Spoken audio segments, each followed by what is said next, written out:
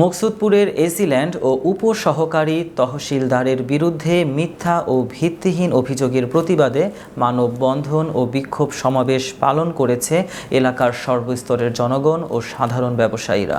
সোমবার সকাল 10টায় গোপালগঞ্জ টেকেরহাট আঞ্চলিক সড়কের জলিরপাড় ব্রোঞ্জ মার্কেটের এলাকায় মানববন্ধন ও বিক্ষোভ সমাবেশ পালন করেন। গত 23 ফেব্রুয়ারি 2025 তারিখে গোপালগঞ্জ জেলা প্রশাসক বরাবরে মকসুদপুরের এসিল্যান্ড ও জলিরপাড় ইউনিয়ন ভূমি সহকারী কর্মকর্তা সরকারি জমির পুনর্নবায়নের জন্য একটি লিখিত অভিযোগ করেন।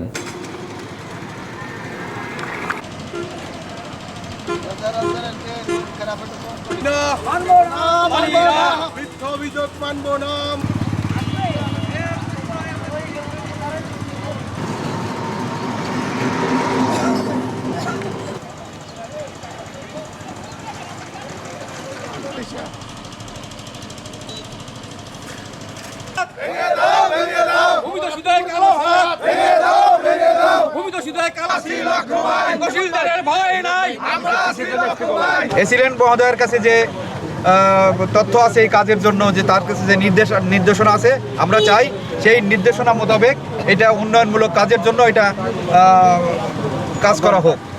এই জায়গাগুলো দখল করার জন্য আমাদের এসিল্যান্ড মহোদয়কে মিথ্যে, আমরা এখানে যারা ব্যবসায়ী আমরা তো কোনো অভিযোগ করি নাই যে আমাদের কাছে টাকা চাইছে, টাকা নিছে। এটা কেন করছে এটা আমরা এই সরকারের কাছে উত্তম জবাব চাই এবং আইনগত ব্যবস্থা নেওয়ার জন্য আমি অনুরোধ করছি। সিলেটের বিরুদ্ধে এবং লিমন সাহেবের বিরুদ্ধে, এটি তহসিলদারের বিরুদ্ধে এটা সম্পূর্ণ ভিত্তিহীন এবং মিথ্যাচার।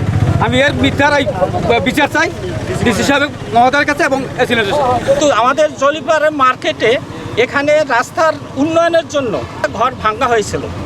48টা ঘর দেওয়ার পরে এরপরে সরকারের কাছে আমরা বিনীতভাবে নিবেদন করি আমাদের এই 48টা ঘর দেওয়ার পরে এরপরে সরকার উন্নয়নের জন্য যা কিছু করবে আমরা সরকারের পক্ষে থাকব, কিন্তু আমাদের 48টা ঘর অবশ্যই যার যার পজিশন তাকে দিতে হবে।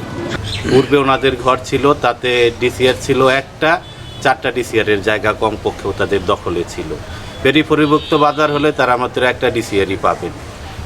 এজন্য আমরা তাদের কাছে কারণ আমরা সরকারি স্বার্থের বাইরে যাব না, তাদেরকে একটার বেশি দিব না এবং তাদেরকে ফিরিয়ে নিতে দিব না। দ্বিতীয়ত হচ্ছে ওদের ভিতর অভিযোগকারীদের 2 জনের মধ্যে একজনের হচ্ছে নদীর তীরবর্তী অবৈধ স্থাপনা আছে, যে দায়িত্বটাও ডিসি মহোদয় আমাদেরকে দেয়। সেটা আমরা যখন অপসারণ করতে চাই সে আমাদেরকে অনৈতিক প্রস্তাব দেয়, আমরা ওটাই রাজি হই নাই। আমি মোহাম্মদ আব্দুর রাজ্জাক মির্জা, ইউনিয়ন ভূমি সহকারী কর্মকর্তা, জলিরপাড় ইউনিয়ন ভূমি অফিস, মকসুদপুর, গোপালগঞ্জ।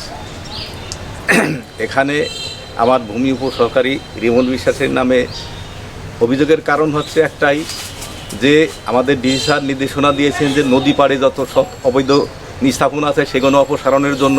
তো এটি হচ্ছে নোটিশ করছি, এই নোটিশ করে ভাঙতে বলছেন, ওই মামলা দিব, এইটাই আছে আমাদেরই আর কি। আমাদের সাথে তারা আসছে, বারবার আসছে যে আমরা করি, আমরা তাদের এসে পড়ি নাই যে না আমরা সরকারি, আপনি বৈধভাবে থাকবেন, অবৈধভাবে আপনার দরকার নাই। যারা প্রকৃত ব্যবসায়ী আছে তাদের আমরা দিব, আপনারা ছেড়ে দেন। এই হলো অপরাধ আর কি আমাদের, যার কারণে ওই রিমন বিশ্বাসের নামে বা স্যারের নামে, এসিলের নামে এই সমস্ত মানে মিথ্যা অভিযোগ করছে।